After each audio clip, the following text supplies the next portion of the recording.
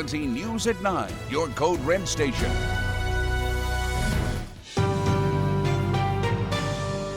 Arming teachers and staff, do you think this is a good idea, just the idea of it, and do you think it's enough? Tonight in Crisis in the Classroom, the ongoing debate over how to best protect Tennessee schools. Governor Lee opened the door on $200 million for schools to improve safety after the Covenant school shooting. But as you heard just a second ago, the question is, does he think enough has been done? Well, the state Senate passed this week that it would allow teachers to carry guns in schools. Fox 17 News' Caitlin Miller joining us live in Nashville, asking the governor if this is enough or does he want more from state lawmakers? What'd you find out, Caitlin? Megan Scott, Governor Lee told us today that he's open to the idea of teachers and staff being armed inside of schools, but he says it would definitely depend on the details of the bill. After a week of heated debate at the Capitol about a bill that would allow teachers and staff to carry guns in schools, Fox 17 News went to Governor Bill Lee. After the Covenant school shooting, I know you wanted to implement a lot of legislation to make our schools safer. Arming teachers and staff, do you think this is a good idea, just the idea of it, and do you think it's enough? I've said that I'm open to that idea. It's very important what the details of that legislation would look like. It has passed one chamber, not the other. That means there's likely to be changes to it if it passes at all. Senator Paul Bailey, a sponsor of the bill, told Fox 17 News that these teachers and staff would be required to have a minimum of 40 hours of training and go through a psychological evaluation to be able to bring a firearm to school. Some firearm instructors and SROs say this is not enough. But some Democrats, like Representative John Ray Clemens, have a lot bigger concerns. Arming teachers is a really bad idea. All you're doing is increasing the threat of harm to our students. My 3 children in public schools in Nashville, that would be a direct threat to their safety. Fox 17 News then followed up with Senator Mark Pody after this bill passed the Senate. And are you happy that this bill passed? I'm not going to say I'm happy at all that we even have to have a bill like this. So I wouldn't go to happy immediately. But do I feel that some of the kids might be safer, some of the students and some of the teachers could feel a little bit more empowered? An effort to make schools safer. But state leaders are still raising questions if this bill is the answer.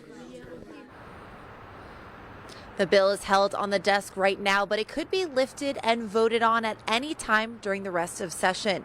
Reporting live from downtown, I'm Caitlin Miller, Fox 17 News, your Code Red station. Thank you, Caitlin. And Crisis in the Classroom is Fox 17 News' commitment to exposing problems in our schools and finding solutions. If you have a story that you think we should cover, send us an email to news@fox17.com. You can also call our tip line, the number on your screen, 615-266-4149. Now to Operation Crime and Justice, and a former Metro School drama teacher facing criminal charges tonight. He is accused of aggravated sexual battery involving a student. Metro Police say 60-year-old Gary Schlemer of Nolensville inappropriately touched the chest of a female student last year. It allegedly happened at H.G. Hill Middle School. He is said to have approached this girl from behind her and touched her above her clothing while alone with this child in a classroom. Schlemer's bond right now set at $100,000.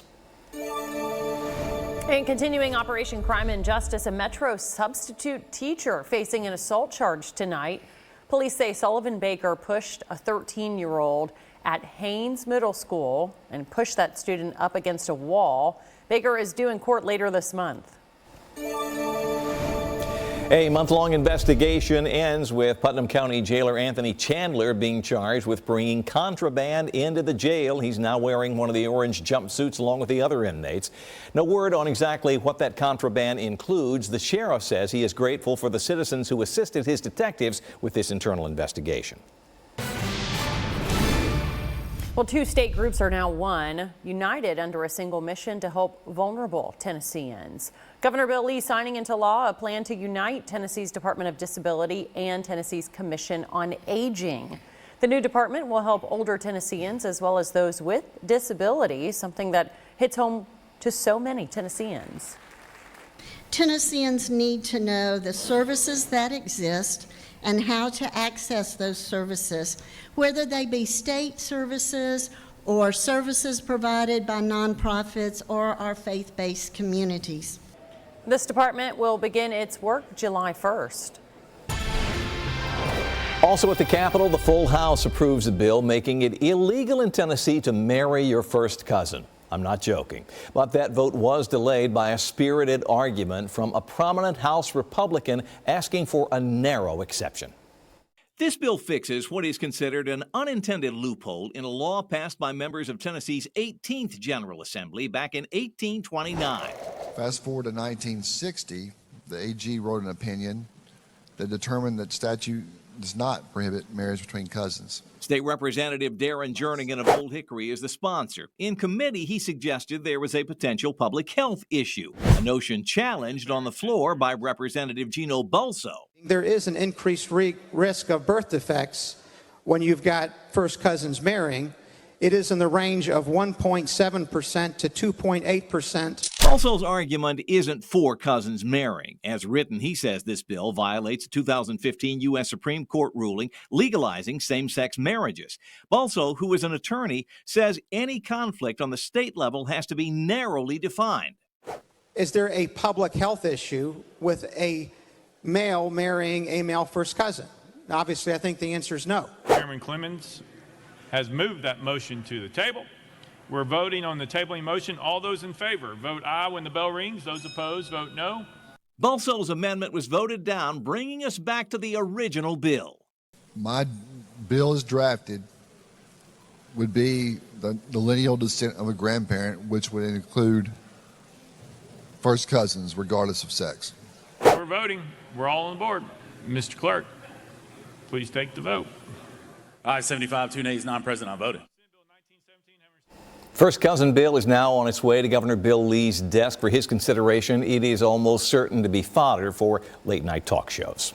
Well, this is a talker. We want to know what you think. Our viewer poll tonight is asking, should Tennessee pass a law, just like the one we're talking about, prohibiting people from marrying their first cousins? Only 6,850 people have weighed in so far. Actually, that's a huge number. 75.2% say yes, they should do this. 24.8% say no. The poll's live right now. If you'd like to add your vote to our list, scan the QR code there on the right-hand side of your screen. It will take you directly to the Fox 17 X page, our handle at Fox Nashville, and we will show updated results later in the newscast. All right, Katie, watching the weather here and on the radar, we've had some storms move through. Had some rain today, had some wind around as well. The good news is we're drying out. Looking better. Yeah. Well, that timed out perfectly for the weekend. That's right, yeah. Sure did. And tomorrow, it'll be a little on the breezy side, but at least the sun will be out, and that is setting the stage for a very nice weekend ahead. Live look from our South Nashville camera. We are nice and quiet for the evening now that the last line of showers has passed. A few lingering, we'll call them drizzly showers here, are possible as we head through the next hour or two, but generally looking at things to quiet down as we head through the evening hours here. We take a look at the last 24 hours, about a ½ inch up to 1 inch of rain has fallen, depending on where you are. A nice little drink of water here that we really did need. Right now sitting at 57 degrees with a partly to mostly cloudy sky. And as we head through the evening hours for tonight, we will look at temperatures to continue to drop. So it's feeling cooler already, down to about 47 for the morning hours with mainly sunny skies. 49 as we head towards 8, and the low 50s by about 9 a.m. Overnight lows area wide here should be in those 40s, so mid 40s possible as well. Again, looking at a partly cloudy sky to start the morning. We'll talk more about the weekend ahead, and already looking ahead to next week, chance for showers and thunderstorms where we could see some strong storms. It's in your Fox 17 Code Red forecast. Megan. Thank you, Katie. Well, not just a downtown problem, how our roofie issue is spreading across Music City.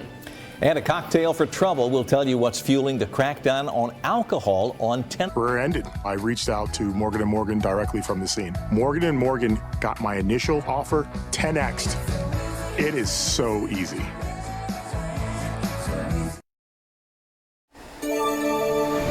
I don't know who I was with, what I was doing, how long I was from the bar to my house. Tonight, in Operation Crime and Justice, we continue to look into reports of people getting drugged at Nashville hotspots. Well, it's been a problem, and this time it happened at a South Nashville bar and not downtown, which we've talked about a great deal. Fox 17 News' Amanda Chen is in studio after hearing from more victims. Since I've aired stories on drugging in Nashville, I have been getting many emails from both visitors and locals wanting to share their experiences with me with the hope that something will change. This woman tells me she had been visiting from Canada. She's always loved coming here, but this experience tainted her view of Music City. Carly says she only had one drink on Broadway and 2 ciders at a different bar over several hours. The last thing she remembers, singing karaoke. The friend with her says she couldn't speak, stand, or even hold her head up.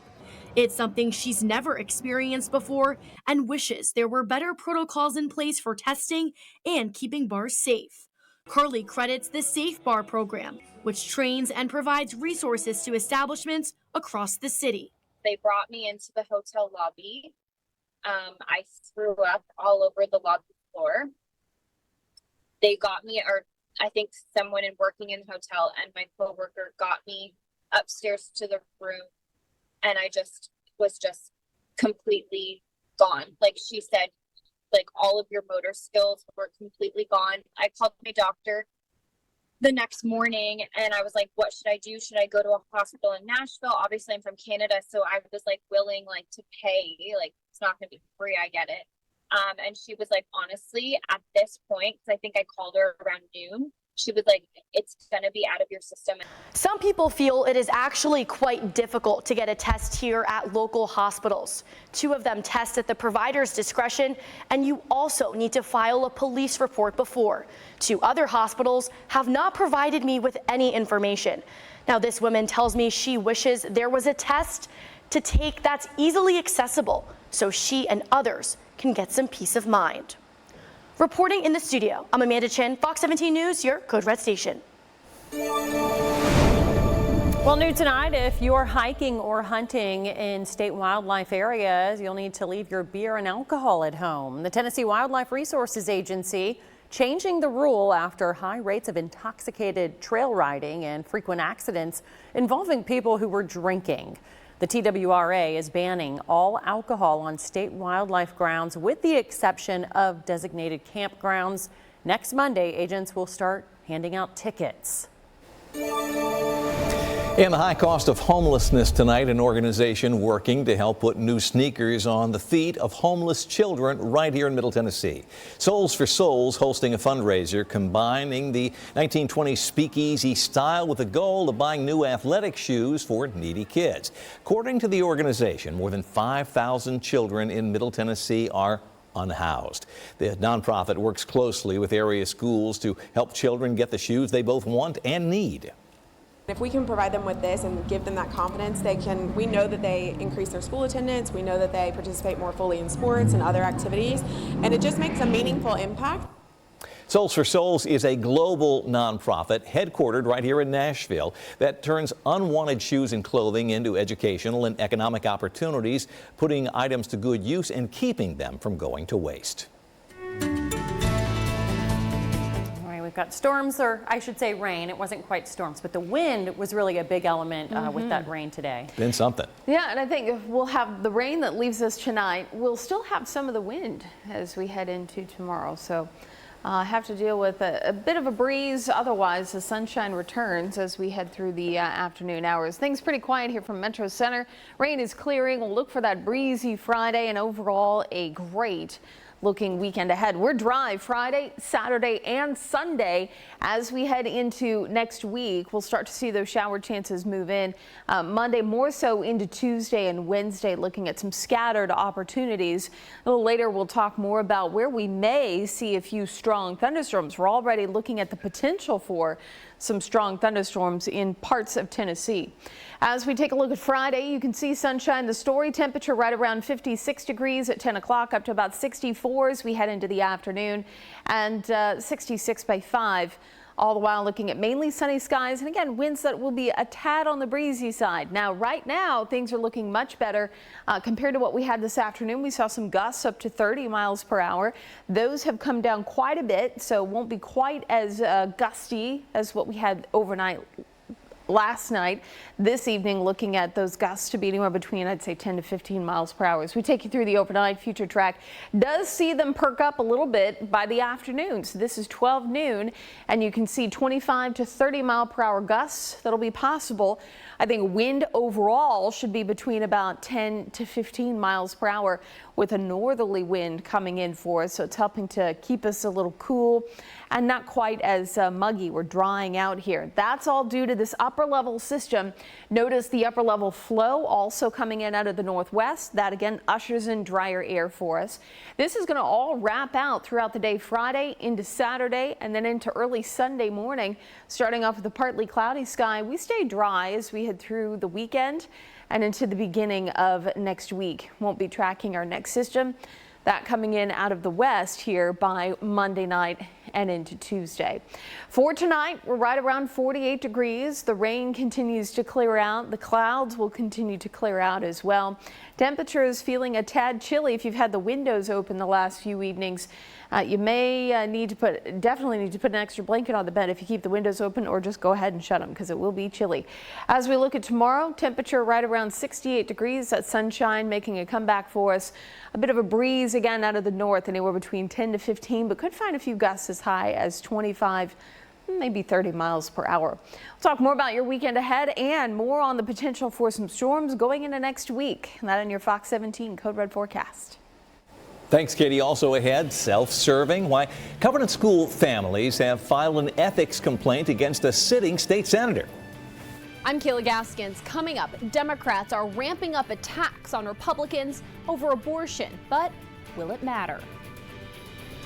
On Fox 17 News this morning, anchor Erica Glover. Listen, millions of Americans could soon see their internet bill go up as much as $75. Still hungry for seconds? We got you for just $1. Buy a McDouble, McChicken, or small fries and get another one for only $1.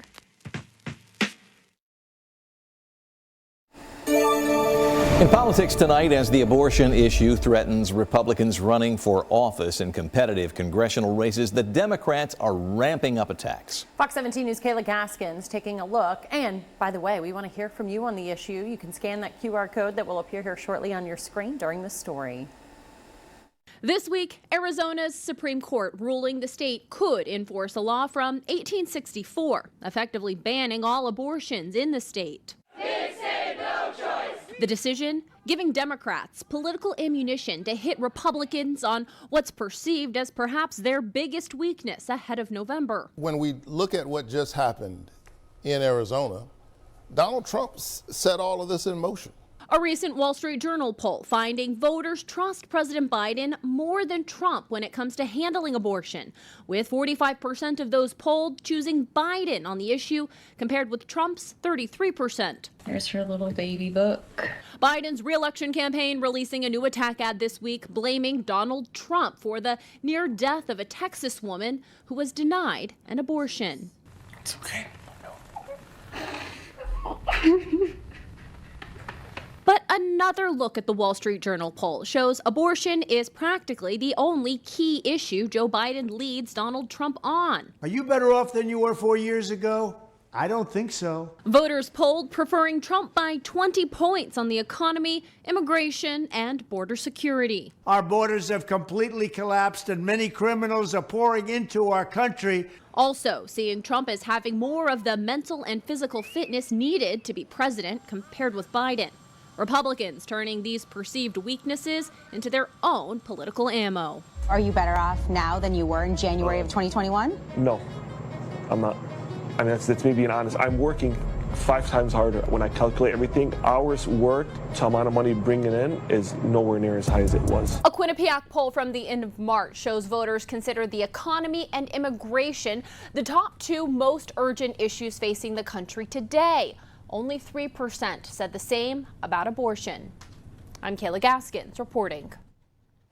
Well, we asked which issue will be most important to get your vote this November election. Out of 702 people that have weighed in, most people are saying, 46.4%, that immigration and border is the top concern, followed by 39.2% of respondents that say the economy, 9.7% say abortion, 4.7% said other.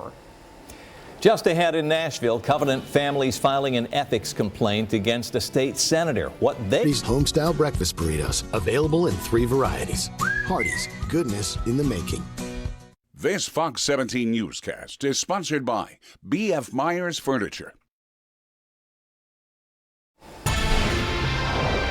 Covenant school families have filed a state ethics complaint against a state senator claiming a bill he's sponsoring is a conflict of interest. Well, this comes as the fight to release the school shooter's writings continue. Fox 17 News' Amanda Chin breaking down those issues.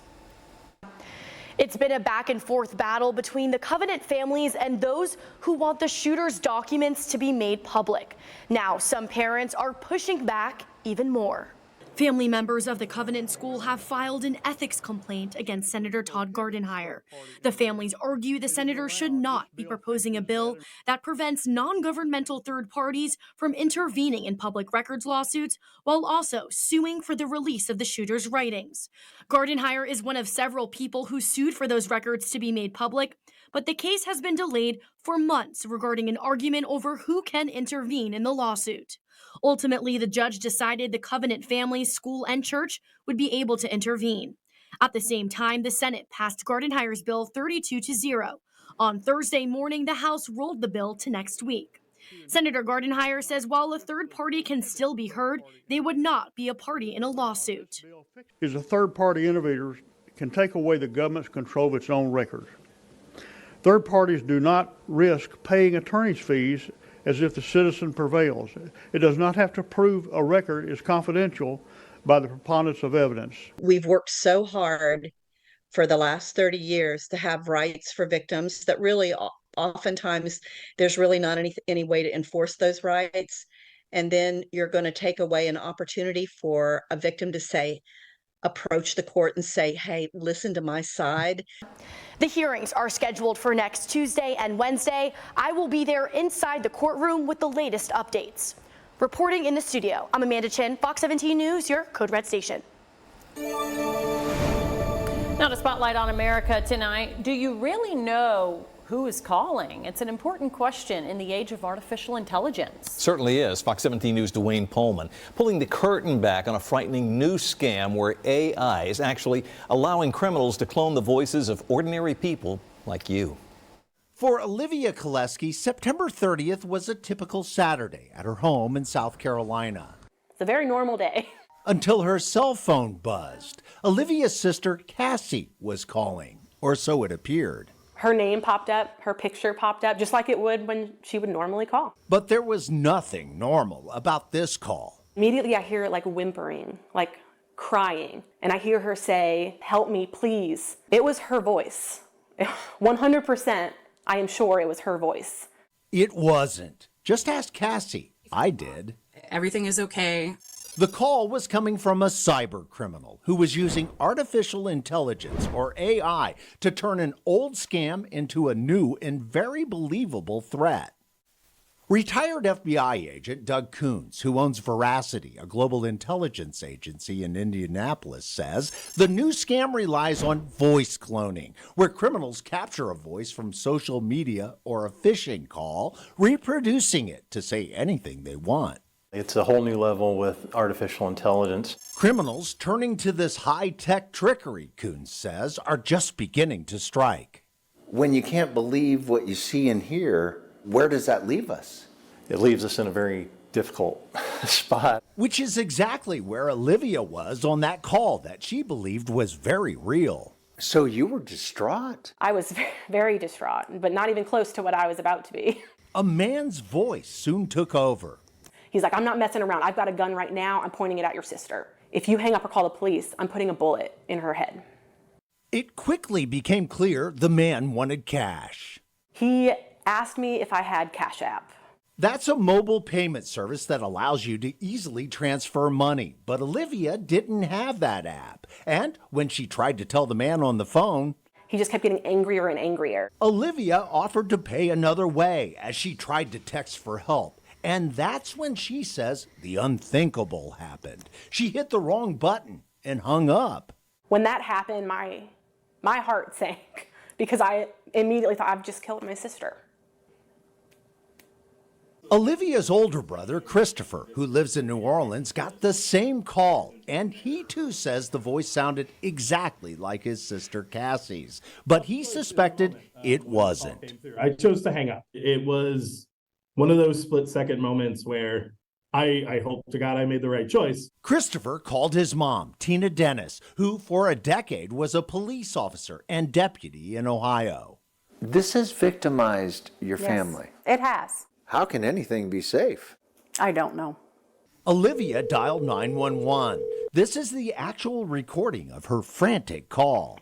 Greenbrier County 911. Oh my God, please help me. My sister just called and then a man got on the phone and said he's going to shoot her. At first, deputies responded to an abduction at gunpoint, but added scam to the official report after Cassie confirmed she was never a victim.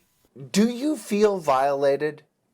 Oh, yeah, 100%. A violation caused when criminals held this family hostage to AI.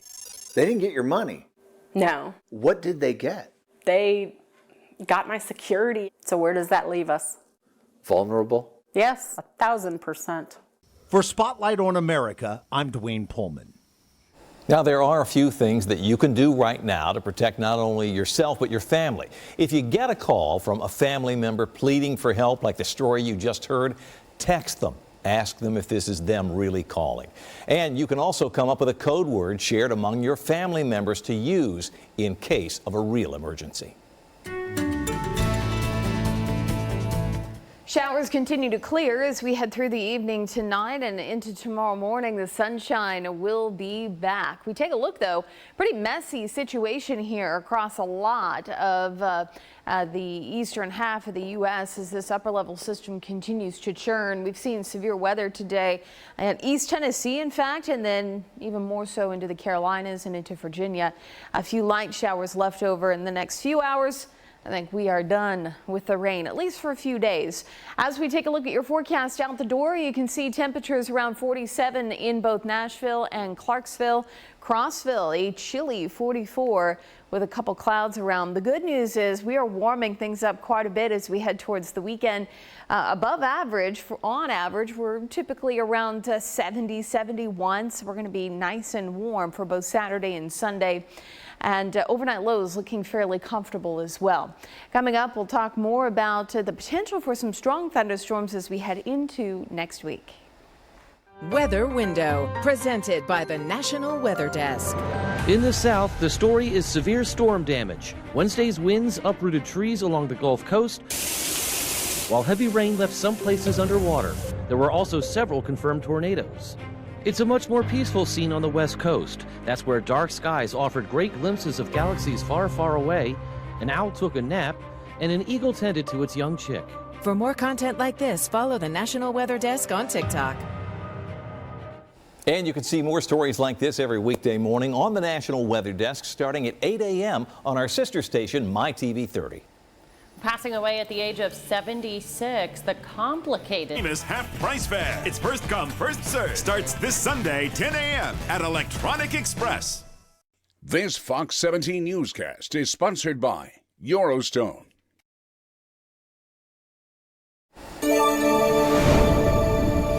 Making headlines tonight, embattled football star O.J. Simpson passing away after a battle with prostate cancer.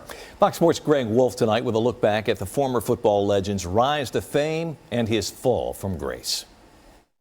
O.J. Simpson had it all. There have been few football players so dominant at their position.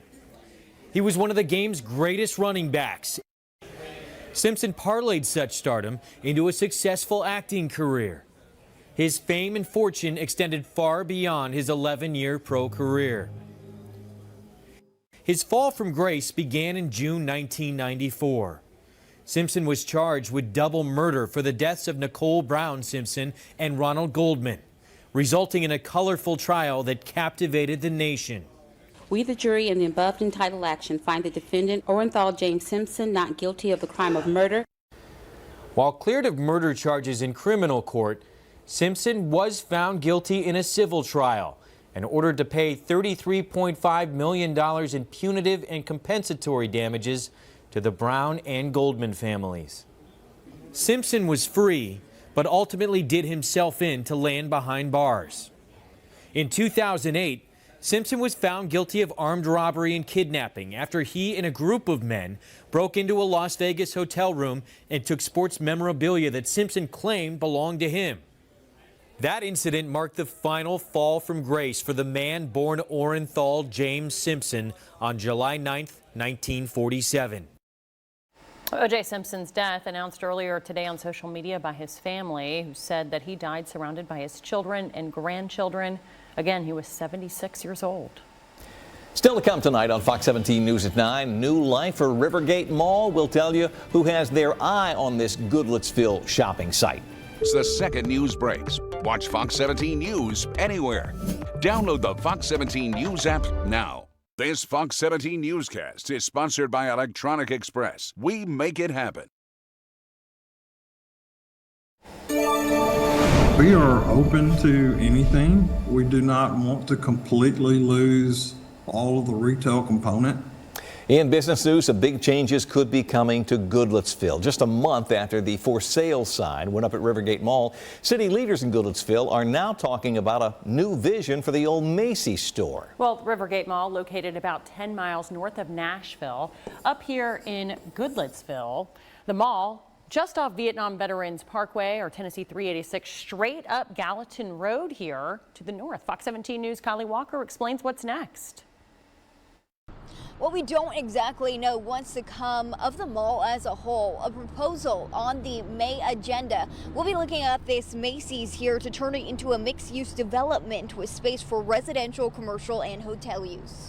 This 1970s mall has been a staple for so many families that grew up here in Goodlettsville. But its fate is now unknown after the site was put on the market. Loaded Chicken Bacon Ranch. And now the businesses that remain sit in limbo. First thing that came to my head was, I'm like, oh my goodness. Like, it was like, red alert, red alert. Michael Harvey, the owner of One Spunky Spud, says initially when he heard the news, he was nervous about the unknown. But now he's putting a positive spin on it if he does get the boot. Worst come to worst, we have a food truck, and I'm gonna get on it. I can barely move on it because I'm big, but I'm gonna get on it and we're gonna serve these potatoes. Whatever happens, he hopes the next move will be a positive one for the community and other small businesses. That statement echoed by Goodlettsville resident Jesse Walker. I hope that the new buyer, whoever it could be, has that same vision for the area and understands what this area is and what it can be. Walker says there's so many ways to revitalize the space that currently sits here. A spot that combines the existing shell of the mall with new creative use for residential. If you really bring people onto the property in a really cool and inviting way, I think it can work really well. And that future could very well be the case for the old Macy's within the mall. But that falls under different leadership as developers eye a multi-use development. The amount of commercial compared to residential, compared to, hotel space and things of that nature. We're working through those components right now. City Manager Tim Ellis says the Planning Commission will look at this current proposal the first Monday in May. As for the rest of the mall, any new changes will also have to be approved by them.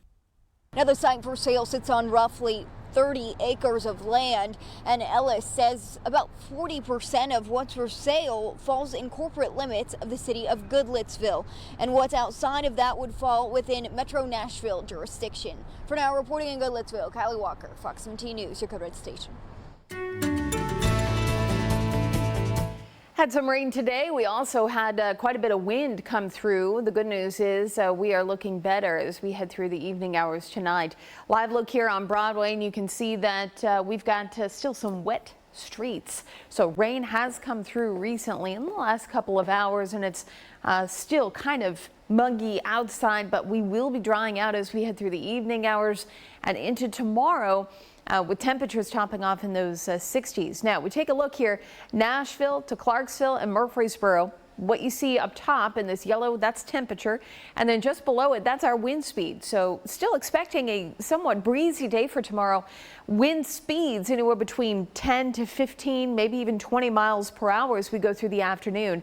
This is at 11 o'clock. And as we walk you through the day, you can see the temperature continues to climb. We should top off in those mid to upper 60s. Notice some of these wind gusts throughout the afternoon, right around 15 to 20. Could find gusts as high as 25 to 30 miles per hour. That should help push temperatures into those mid to upper 60s for the day, and overall feeling nice and dry with a north wind influence. It'll be ushering in some cooler, drier air for us. We'll expect another cool start to the morning on Saturday, very similar to what we'll see as we head through the overnight tonight. Just for perspective, our averages continue to climb for the month of April. First, looking at an average around 68. Now near the 10th, our average around 71. And from there, 15th, we're around 73 and closer to 77 by the end of the month. We are looking ahead to next week already. Out in the Central Plains, especially here, we've already got a bullseye for the potential of severe weather. Looking at, unfortunately, a very active day. This would be for Monday. This system then shifts to the east as we head towards Tuesday. And notice we are right on the edge of what is already circled for severe weather as far as a possibility. So that's something we will keep an eye on as we go through Tuesday, and probably for us more so into early Wednesday morning. The potential for showers and thunderstorms, maybe a few strong ones, since that bullseye is a little bit close to their Middle Tennessee. So still some time to iron out the details. It is something we will keep our eye on. Temperatures will be in the upper 70s, close to 80 as we head through the weekend, and we stay in the 80s through next. This Fox 17 newscast is sponsored by Eurostone.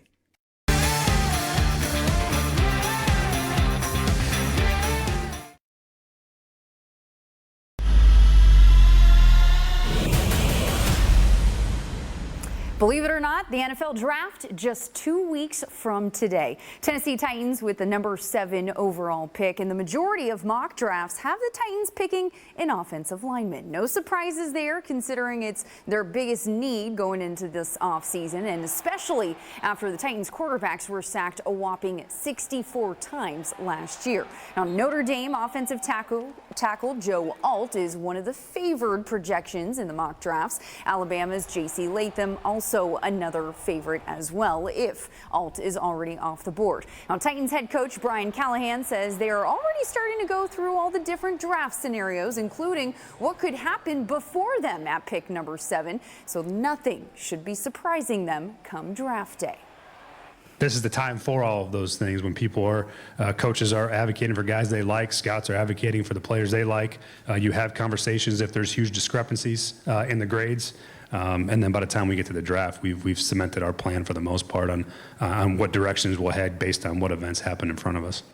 Titans have 8 total picks in this year's draft. Day 1 set for Thursday, April 25th. The Nashville Predators officially clinched a spot in the Stanley Cup playoffs, and now the question is who will be their first round opponent. Preds will face either the Vancouver Canucks, Dallas Stars, or the Edmonton Oilers. Now, Nashville has 3 regular season games left, and how they do over those next 3 games will determine that first round opponent. We've got one goal of getting in the playoffs now. Our main objective is to keep building our game, growing it, and keep the momentum. You know, we've been on a pretty good run of playing good hockey, and it's going to be tested here for the last 3. Preds cannot fall any lower than the second wild card spot, and if they do clinch, if they get wins over the Blackhawks and the Blue Jackets this weekend, they will officially clinch that first wild card spot, which would mean they most likely would not face the Dallas Stars in the first round. That's a very good thing.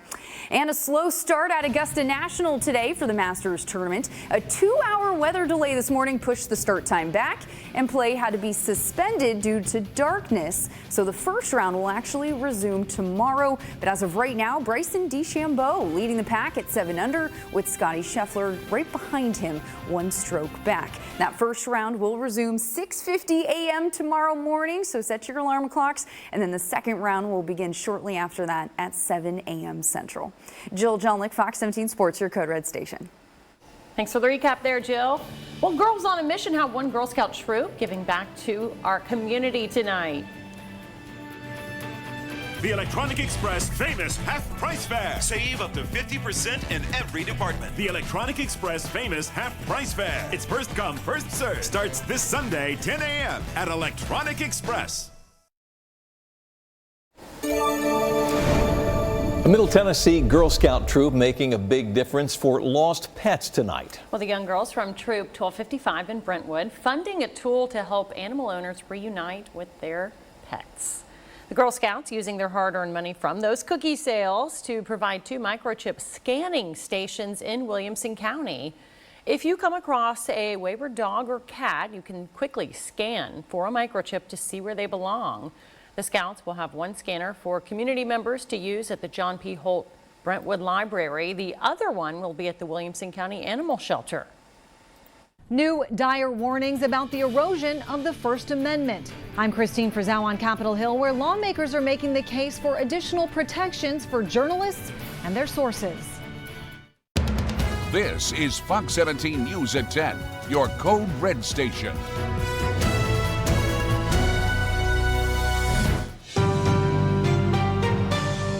We begin tonight with crisis in the classroom and a renewed focus on school safety. It's been a priority for Governor Bill Lee since the deadly, Covenant school shooting last spring. Well, this week, the state Senate passing a bill allowing teachers to carry guns in school. Fox 17 News' Caitlin Miller joining us live downtown after asking the governor if this measure is enough. Caitlin. Yes, Governor Lee says that he's open to the idea of teachers and staff being armed inside of schools. But other state leaders we spoke with are raising questions if this bill is the answer. Now, this bill that was passed in the Senate on Tuesday would allow teachers and faculty to be armed in schools with a minimum of 40 hours of training and a psychological evaluation. Senator Paul Bailey says a school district or sheriff's office could choose not to implement this policy if they don't want to. But he says it's to help rural counties who don't have school resource officers. Some people are concerned about the amount of training that these teachers would get and the potential for this to cause more harm to students. Senator Mark Pody weighs in on this.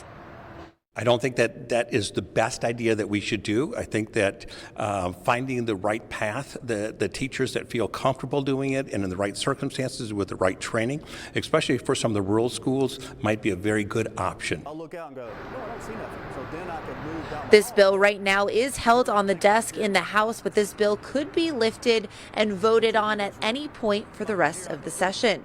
For now, reporting live from downtown, I'm Caitlin Miller, Fox 17 News, your Code Red station.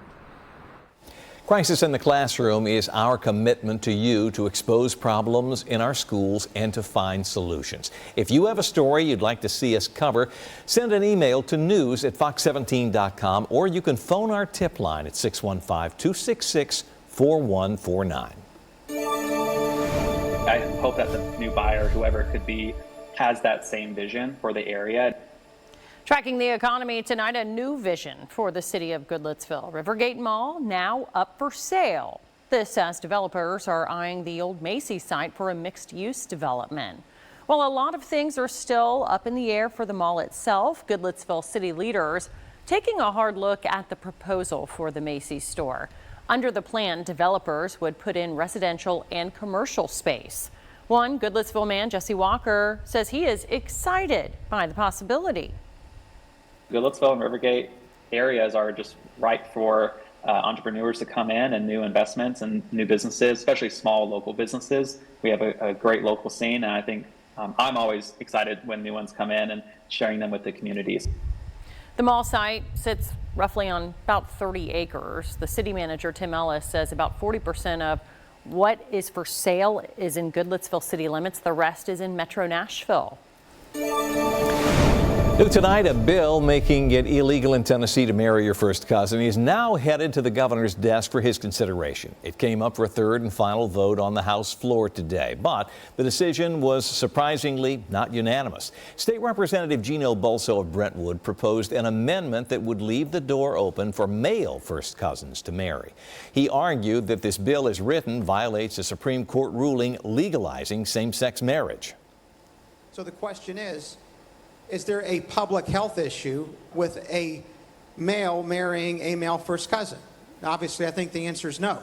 My bill as drafted would be the lineal descent of a grandparent, which would include first cousins, regardless of sex.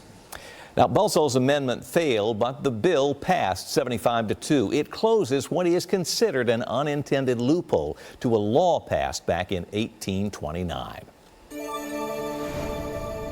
Earlier in the newscast, we told you about our X poll this evening, asking our viewers whether they think the state should pass a law prohibiting people from marrying a first cousin. We're up to a little over 7,000 votes now. 75% say yes, they think the state should pass such a law. And 25% say no. Our thanks to all who took time to vote tonight. Out the door tomorrow morning, we are looking at a chilly start with temperatures bottoming out in the mid to upper 40s for us. We'll be looking at the sunshine to return as well. Overall, pretty nice day for Friday, and the rain will be a thing of the past, at least for a couple of days. Mainly clear skies for the morning hours. Temperatures again hovering in those upper 40s. You can see a few of those showers left over on the radar. They are pushing out this evening, and we'll be left with a decreasing cloud cover as well. Picked up anywhere between a half inch up to about an inch of rain, depending on where you are. Nice little drink of water, and had a few gusts of wind to go along with it. Things remain, we'll call it semi-busy right now on Broadway. Temperature sitting at 56 and will continue to cool as we head through the evening hours tonight. Again, looking at lows to drop into the mid to upper 40s under a mainly clear sky. Clouds will continue to clear as we head through the overnight. 49 in Nashville, Clarksville sitting at 47. Murfreesboro sitting at about 47 degrees as well. Out toward the plateau, we may get into those mid 40s. So a nice cool start to the morning that will top off in the upper 60s for the afternoon. We'll talk more about the nice weather that's on the way, not only for tomorrow, but for a couple of days. And we'll have a look ahead at next week when our next good chance for rain. To prepare and stay safe. Fox 17 News, your Code Red station. Alerts, empowers, protects. This Fox 17 newscast is sponsored by Tennessee Home Buyers. Making headlines tonight, the death of former NFL star O.J. Simpson following a battle with prostate cancer. The 76-year-old had an amazing rise to fame and a very public fall. And that he did. And that fall began with a trial for the murders of Simpson's ex-wife and her friend. Stephanie Elam tonight with more on some of Simpson's other run-ins with the law. O.J. Simpson soared to fame as number 32 for the Buffalo Bills. I'm sorry for all of it. And plummeted to infamy as inmate number 1027820 in the Nevada Department of Corrections. In between, Simpson led a life filled with more surreal drama than all of his various film and TV projects combined. O.J., are you a suspect? Come on. Mass media experts say Simpson's sensational televised low-speed chase, I have O.J. in the car, arrest and murder trial doesn't fit. You must acquit. Stand as the first reality show and perhaps the greatest three-ring television phenomenon ever. At one point, the world heard O.J. Simpson's ex-wife, Nicole Brown Simpson, say, I don't want to stay on the line. He's going to beat the shit. Wait a minute. Then later, Simpson was charged with the horrific murders by knife of Nicole and her friend Ron Goldman. Ron and Nicole were butchered. The trial made lawyers and even witnesses household names. Orenthal James Simpson, not guilty of the crime of murder. When the jury freed Simpson, celebration erupted in parts of Los Angeles. But Simpson would never recapture his idol status. Simpson first sprinted into the national spotlight as the Heisman Trophy-winning running back at the University of Southern California. Then 11 spectacular years with the NFL vaulted him to the Pro Football Hall of Fame. Simpson cashed in on the popularity. Go, O.J., go! Becoming a pitchman for Hertz and an actor. Becoming well known for the Naked Gun movies. O.J. Simpson, as you've never seen him before. Simpson played a lawman on screen and ran into trouble with the courts off screen. He lost the multi-million-dollar wrongful death suit brought by the families of his ex-wife and Ron Goldman, then moved to Florida. In 2000, Simpson was accused of assault in a road rage incident in Miami. He was found not guilty. In 2005, he was found guilty and fined for stealing satellite television. Then in 2007 in Las Vegas, police arrested him on several felony charges, including kidnapping and armed robbery. In that case, Simpson and armed accomplices raided a hotel room in what he called an attempt to just get back some of his stolen belongings. And I didn't know I was doing anything illegal. I thought I was confronting friends and retrieving my property. The Nevada jury never bought his story and instead sent him to prison. He was released on parole 9 years later in the dead of night with no fanfare and no bright future. Just the distinction of arguably the greatest rise and fall in pop culture history.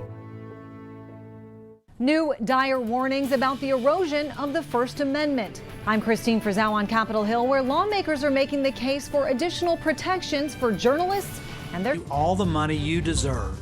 Fox 17 News, your code red weather station. Alerts, empowers, protects. This Fox 17 This Morning newscast is sponsored by Zander Insurance.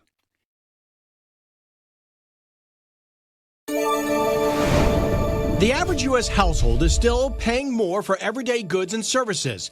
That's according to data from Moody's Analytics chief economist Mark Zandi. Prices are higher by $227 per month compared to a year ago. Go back 2 years, the number jumps to $784. And prices are higher by more than $1,000 a month compared to 3 years ago. The higher prices are also reflected in the Labor Department's Consumer Price Index, which rose 0.4% in March from a month earlier. Internet packages now have a nutrition label. FCC rules that took effect Wednesday require internet service providers to have labels similar to the nutrition information on food packaging. Each internet package must have its own label with information including monthly price, whether the price is an introductory rate, when it expires, and what the new rate will be. The labels must also include download and upload speeds. The rule is currently in effect for larger internet service providers. The deadline for companies with less than 100,000 subscribers is October 10th. And the stilts from the first Star Wars movie are being auctioned. The chicken leg stilts were used by actor Peter Barber in Star Wars Episode 4, A New Hope. Barber played the stilt monster in the film. The stilts are part of a Star Wars auction by UK-based auction house Hanson's. That's business. I'm CJ Papa, Fox News. New tonight, investigative journalism's fight to survive and thrive is in the national spotlight. And as Fox 17 News' Christine Frizzell explains, lawmakers alongside two top journalists are issuing dire warnings about the fate of the First Amendment.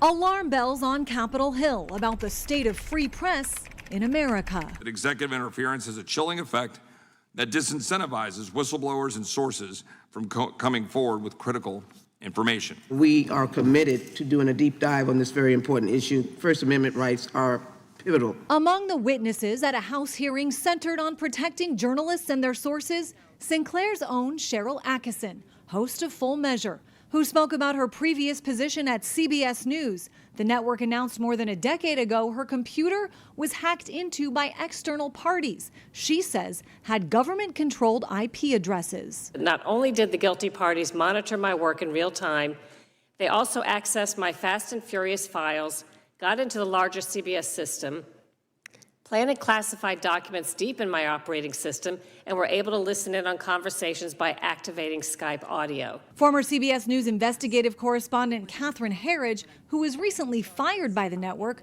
spoke about her documents being seized the day she was let go. When my records were seized, I felt it was a journalistic rape. Herridge is now part of an ongoing case in which she's fighting a legal battle to protect her sources. One of our children recently asked me if I would go to jail, if we would lose our house, and if we would lose our family savings to protect my reporting sources. She added that she couldn't offer that assurance, but hoped legislation passed overwhelmingly in the House could help. The Protect Reporters from Exploitative State Spying, or PRESS Act, which would put in place limits on what journalists are compelled to disclose to the government. Unfortunately, despite the House repeatedly and with strong bipartisan support passing some form of federal reporters' shield legislation, the Senate has yet to act. Some Democrats on the committee said the purpose of the hearing was not to actually protect free speech, but to further the narrative of a biased mainstream media, an assessment Republicans reject. In Washington, I'm Christine Frizzau. Well, some pretty severe weather battering states to our south and to our east. Tens of thousands of people in Louisiana, Mississippi, Florida, North Carolina, and Georgia still without power tonight. Damage has been reported from Texas to the Florida Panhandle, and tornadoes hit Texas, Louisiana, and Alabama this week. And that is one of the reasons why we did not end up with severe weather yesterday or a lot of rainfall yesterday. We did have a little bit of it today as the system continued to wrap out, and we'll continue to see a few light showers for another hour or two as this whole system begins to clear out. A pretty breezy Friday shaping up for us, with temperatures topping off in the upper 60s. And overall, the weekend outlook looking pretty good. We stay dry Saturday and Sunday. As we get into next week, Monday and into Tuesday, we are looking at another chance for showers, perhaps some thunderstorms for us. Until then, though, we can enjoy the beautiful weather. Sunshine expected for Friday. Temperatures in the mid to upper 50s. In the morning hours, we'll top off in the mid to upper 60s as we head later in the day. Winds have been breezy today, 25, 30 mile per hour winds. Today, though, or at least now, looking at winds anywhere between 10 to 15 miles per hour. And as we go through the overnight and into tomorrow, we'll continue to find some of those gusts here as high as 15 to 20. But notice they do perk up a little bit as we head towards the afternoon. So expect a few gusts of wind for tomorrow as we maintain a pretty breezy day. All of this will be coming in too out of the north. So ushering in a cooler wind for us will help keep things dry for the afternoon hours. All of this rain wraps out here as we go through Friday. We'll keep skies again partly cloudy for much of the afternoon. And then going into Saturday and Sunday, we maintain dry skies. Even into Monday, it doesn't look like until Monday night into Tuesday that we will start to see the potential for some showers and some storms. Temperatures tonight right around 48 degrees. The rain continues to clear out. We'll keep skies mostly cloudy early, but will clear as we head through the early morning hours on Friday. Sunshine returns for tomorrow. Temperatures look to be in those upper 60s, close to 70. But as we head towards the weekend, we're in the 80s. In fact, as we head towards next week, I think we're looking at mid-80s, especially for Monday. Showers and thunderstorms will be possible Tuesday, Wednesday staying in those 80s, and probably back to those mid-80s as we head towards Thursday of next week. Weather Window, presented by the National Weather Desk. In the south, the story is severe storm damage. Wednesday's winds uprooted trees along the Gulf Coast, while heavy rain left some places underwater. There were also several confirmed tornadoes. It's a much more peaceful scene on the West Coast. That's where dark skies offered great glimpses of galaxies far, far away. An owl took a nap, and an eagle tended to its young chick. For more content like this, follow the National Weather Desk on TikTok. You can see more stories like this every weekday morning on the National Weather Desk. It starts at 8 a.m. on our sister station, MyTV 30. APR financing or a $2,000 customer bonus on a new 2024 Tiguan during the Volkswagen 75th anniversary sales event. This Fox 17 newscast is sponsored by the Nashville Predators.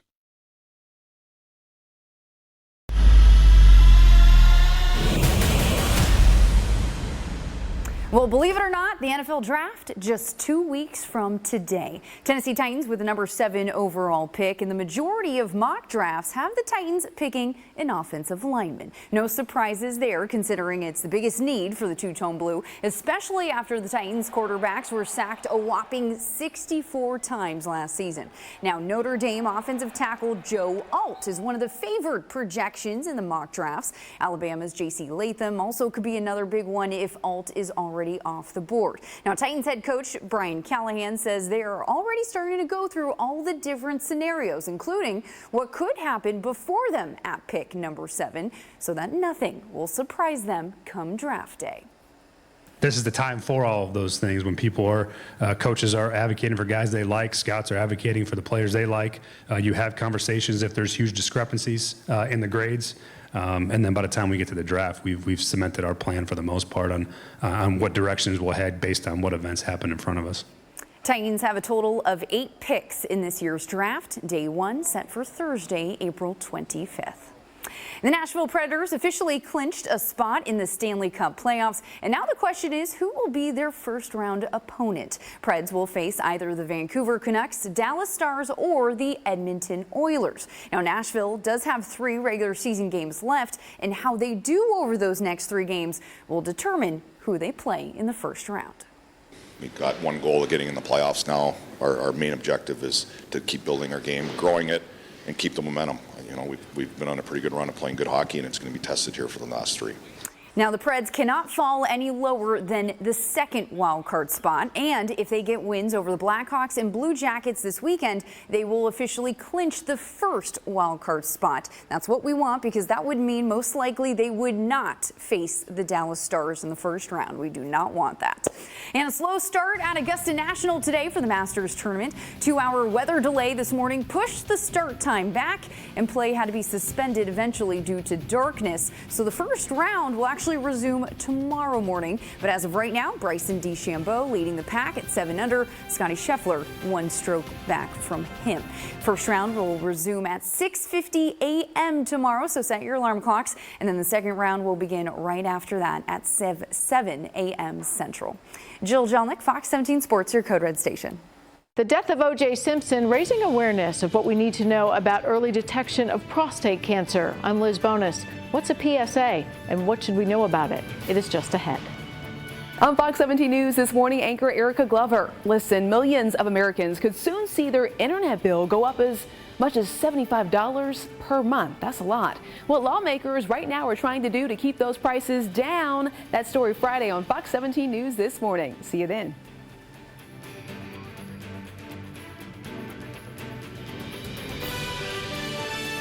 That lets you choose, discover, share. Your view, your stories, simplified. Check out what's really happening in Middle Tennessee with a Fox 17 News app. The death of O.J. Simpson from prostate cancer has men's health specialists reminding everybody about the importance of early detection. Fox 17 medical reporter Liz Bonus shares how a common blood test can determine your risk. Hey there, everybody. Prostate cancer often considered slow growing, and that is true in many cases. But as the disease progresses, doctors look at something called a PSA. It's a blood test which stands for prostate-specific antigen. It detects a protein made by the prostate, which is a gland in the male reproductive system. A high PSA level may be an indicator that prostate cancer is present in the body. Dr. Brooke Edwards of Ohio's Urology Group told me the PSA is sometimes part of routine screening tests at your doctor's office, but not always. Unfortunately, over the last 10 years or so, we've seen that it is not necessarily commonplace or done routinely with family doctors. PCPs and internists are choosing not to do PSA testing every year. And sometimes the patient doesn't realize that. They don't realize that it's not been done. It is a critical test, however, she says, to find prostate cancer early and to monitor it in those such as Steve Abbott. He's a 10-year prostate cancer survivor. When chemotherapy no longer seemed to be working against his cancer. I was told after my 3rd treatment, this is not going to be, you're going to need to look at the next thing, and soon. Steve turned to a newer medication which targets what's called PSMA.